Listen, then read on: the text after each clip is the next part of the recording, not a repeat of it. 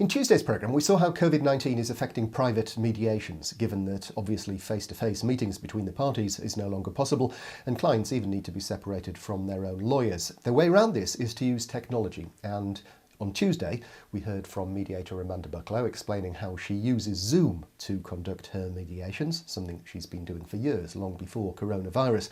Amanda has kindly offered to make a series of videos which shows you how she uses Zoom and how her mediations are conducted via Zoom, so you can see for yourself exactly how it works. So here is part one of that series.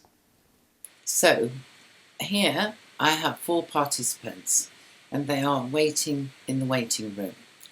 And this means that people can't just sort of plonk into the middle of our meeting, and I have to invite them. So you can see on the right here, I have 3 participants. They have a message that the host knows that they're waiting and they will be admitted soon. If in the unlikely event that somebody who is not being invited appears on this list, they are in the waiting room, they have to be admitted by me, and if they're not what I'm expecting, then I will simply remove them. At some point very early on in the meeting, I will lock the meeting down as soon as we've got all the participants there, and then nobody can enter. So I'm going to admit everybody.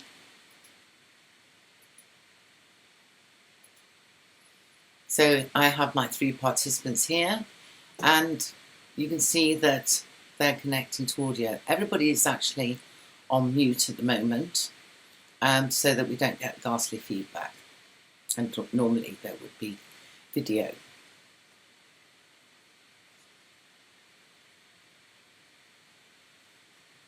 Okay, so having made an introduction and said whatever, there'll be a point when people want to speak privately and they want to speak in private rooms. And to that end, I can assign them to breakout rooms. So I've already set up one for the claimant and one for the respondent. I can rename them. I can delete the room. But most importantly, I have my 3 participants and I can assign the right ones to the room. Of course, there's only one left here. So I've got 2 in one and 1 in the other, and then I open the rooms. They have to accept the invitation, which they get a very clear message. And you will see the not joined goes away. Here I am in my main room, all on my own, and everybody's gone off to the breakout rooms. Now, of course, I want to join them and have a conversation, and so once again, I will select that I want to join the claimant's room.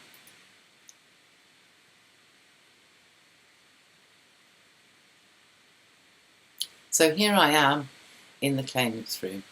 I have to excuse the messages that come up, but in order not to get feedback, I've had to switch my audio off, and it's reminding me that I'm talking into cyberspace, which is very helpful in the real world. So I can have a conversation here. I can also send a message to everyone.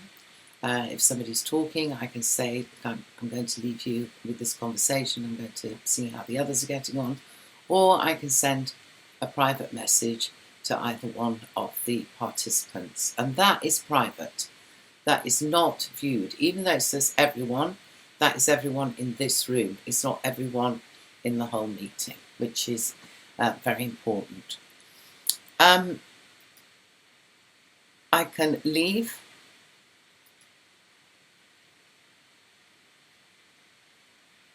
And in the same way, I would join. And in the same way, I can join the other breakout room. When we're ready to have a conversation together, I can then invite people by closing the rooms. They will get a message saying that I've invited them back in and we've got about 30 seconds to prepare themselves to be back in the main room. If they're ready, they can leave now, which they have a message on their screens to do so. And here we are. Once again, I prefer gallery view so I can see everybody. You can share the screen and you can share documents. If you click the chat, this is where you can share a file. Either the file can be shared through the screen and I open it up, or one of the participants opens it up and shares screen. There are other features here. Participant can chat with no one, host only, everyone publicly and privately. I leave that on publicly and privately because you can see that you are talking to one person privately. It's a very useful feature, and the only care you have to take is that if you're talking to everyone, if you click everyone, you're talking to everyone. The chat can't be saved because it's set to not possible to save. I think overall, with the password protected invitation, the waiting room particularly, so any people who are meant to be there are admitted to the meeting, the individual breakout rooms, the capacity to be private, either in conversation with the mediator or without the mediator. Those are the main features which actually help us to manage very effective online mediation. And we'll be showing part 2 of that series in next week's programme.